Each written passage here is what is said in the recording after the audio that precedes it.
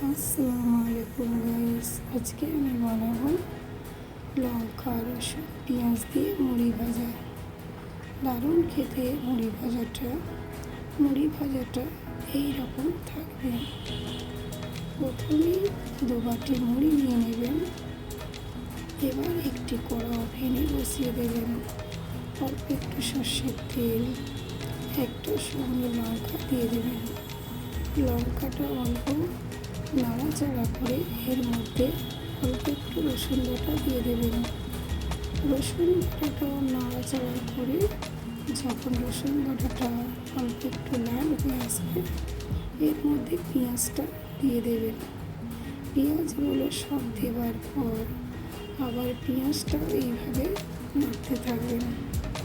এইভাবে নাড়তে নাড়তে যখন পেঁয়াজটা লাল হয়ে আসবে, অল্প একটু নুন দিয়ে দেবেন। নুন দেওয়ার পর মুড়িটা দিয়ে দেবেন। মুড়ি দেওয়ার পর গ্যাসের চুলাটা আস্তে করে দেবেন, যাতে মুড়িটা নিচে পুড়ে না যায়। এইভাবে নাড়াচাড়া করবেন।